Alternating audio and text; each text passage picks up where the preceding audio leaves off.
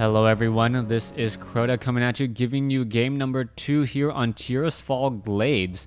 I do believe this is the first time I've ever cast on this particular map, and because of that, I am going to go ahead and examine the map and not fast forward the first 2 minutes.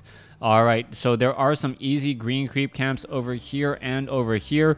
Level 3, level 1, level 1. Down over here, level 3, level 2, level 2, level 1. Nothing too big to write about. Renegade Wizard creep camp. It's a 5-3-3 creep camp similar to the Goblin Laboratory on Terranistant, except you are adding 2 brigands. So this might actually be the gold mine on Terranistant. I'll have to double check that a little bit later. Let's take a look here. Kobold Taskmaster, Kobold Tunneler, Geomancer, and Tunneler. Only one Geomancer, so that means that only one type of slow is available. I know sometimes this kind of creep camp also has 2 mud golems, which does make that creep camp a little bit more difficult. Down over here you can see a lot of skeletal marksmen and skeletal warriors, but they are not fighting on blight, so they are not going to be able to regenerate hit points, nor will Kai be able to regenerate hit points while creeping off a blight. Meanwhile, in the corners you can see the red creep camps here.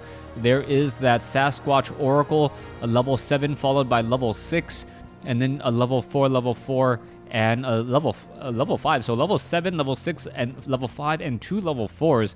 This is obviously going to be the most difficult creep camp to creep out, but at the same time, because of the fact that it is a fountain of health, perhaps the orc player can actually abuse that in his favor. Let's take a look at what's going to be happening down over here. We are setting up an orc burrow, Blade Master now being trained, and I think that's pretty much all the creep camps that I really need to mention. Things are getting underway. Now, Kai, no surprise here, going for a Death Knight, and that Death Knight will be a bit delayed since XiaoKai did go for an earlier Crypt Fiend build. Meanwhile, Blade Master setting up a Voodoo Orc setting up a Voodoo Lounge in the middle of the map for easier shopping for that Blade Master. Blade Master taking a fair bit of damage here. So is that Grunt, as it looks like the Nightcrawler will get taken down. What item is left behind? Claws of Attack +6, exactly what the Doctor ordered for that Blade Master, as that Blade Master now clearing out the Huntsman and perhaps going to finish off the Tide Runner and that final Huntsman there. Alright, Peon running away from a Crypt Fiend. That Crypt Fiend going to be able to do a lot of damage to that Peon rather easily, as that Peon is just still on the run. Back over here is the Blade Master going to be able to pick up anything from the shop, selling the Scroll of Town Portal, and now double healing salves all the way. And what are we going to be having here? The Blade Master now circling back around that Crypt Fiend, very far from home. Oh, and also kills the pig here to get a little bit of skeletons. Death Knight comes in with a quick Death Coil, and now purposely pulls back the creeps. I like this play by XiaoKai, as he doesn't want to get creep jacked in the back.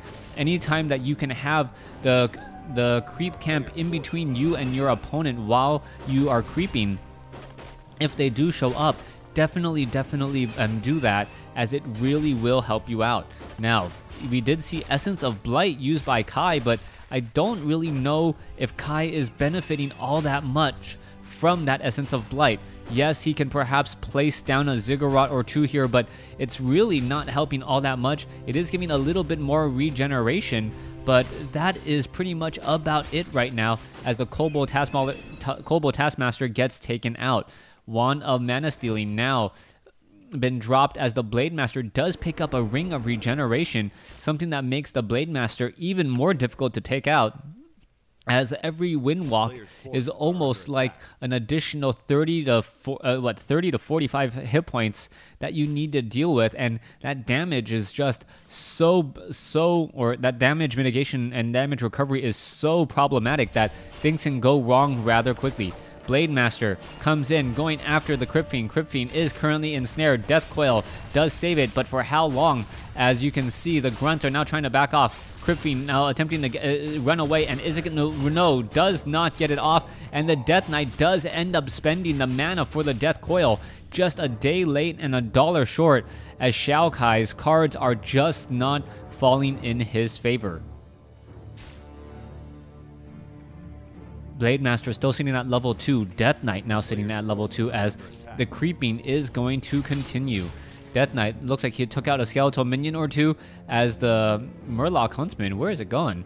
Not quite sure where it is going. Oh, no, that Murloc Huntsman is actually part of Fly's army. So maybe the Murloc Huntsman doesn't want to be next to Fly. No turncoats, so to speak, as we are looking at the Crypt Fiends and the Death Knight getting closer to level 3. And once we get to level 3, the Death Coils will be much, much stronger.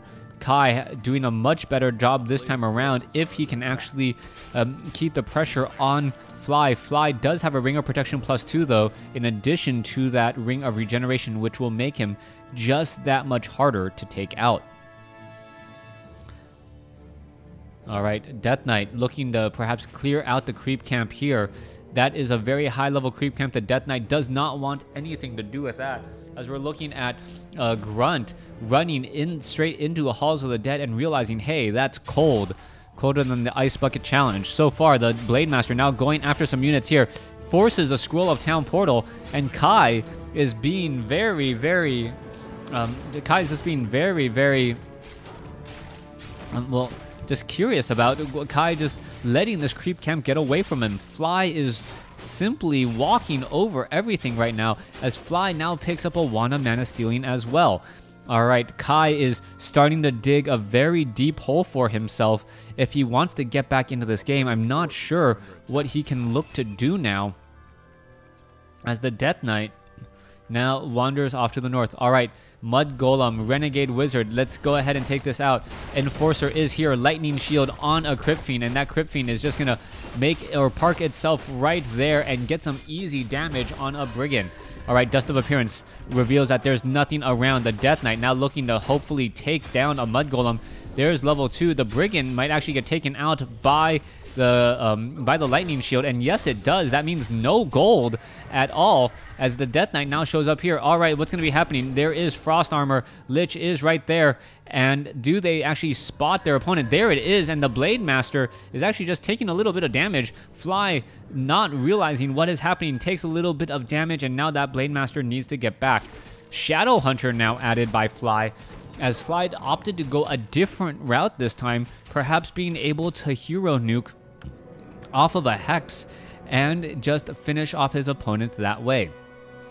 Lich now down to about 300, or now Lich now down to, or sitting at 300 mana. The Blade Master is sitting right there, and oh, a beautiful burrow that's not going to matter very much. As you can see, the Frost Armor is on that Lich, or on that Crypt Fiend, even though it is invisible. The Death Knight arrives a day late and $1 short on the Death Coil, unable to save his precious units once more.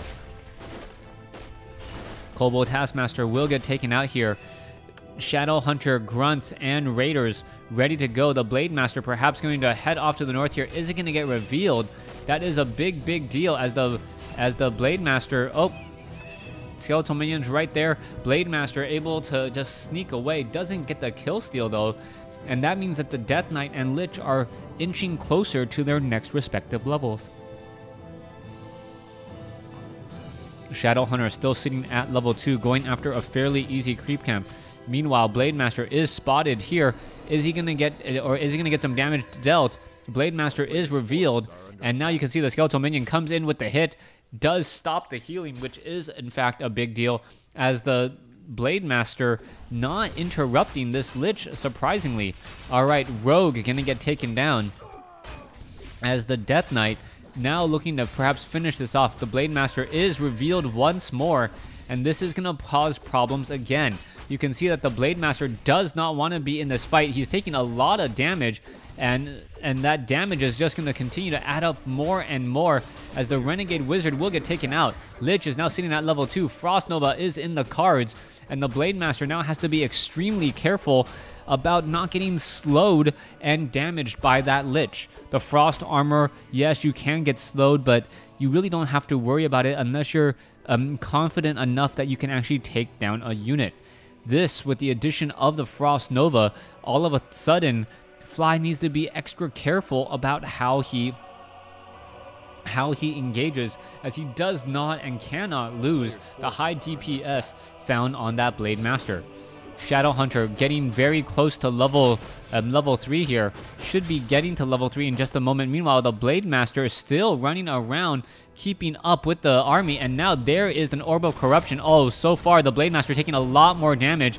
And that Blade Master still able to wind walk. Not quite sure why the Dark Ranger did not silence it to prevent the faster movement speed. Alright, Blade Master is still sitting right here. Lich is in a pretty good spot. Perhaps can turn around and attack that Blade Master in just a second. Destroyer now in the air as well. The Blade Master does have Spirit Link, and that means that half of his damage will be completely mitigated as we see the Destroyers and the Crypt Fiends go after these peons here.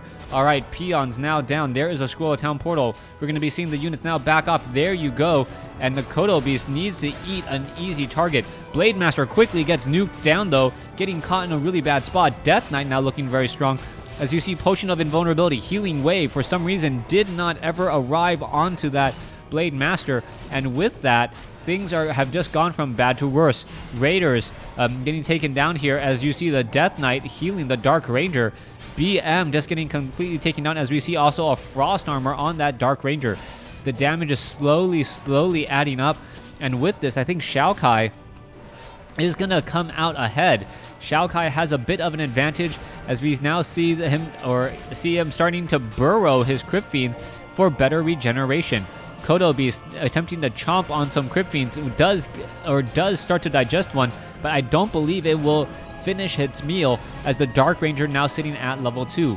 Shadowhunter still sitting at level 3 as you see another Healing Wave attempting to save this Raider.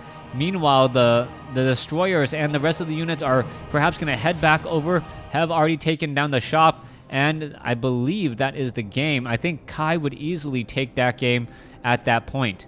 Thanks for watching. Thanks for listening. Or not Kai. Kai. Yeah, Kai easily takes that game at that point. Thanks for watching. Thanks for listening. Please stay tuned for game number 3.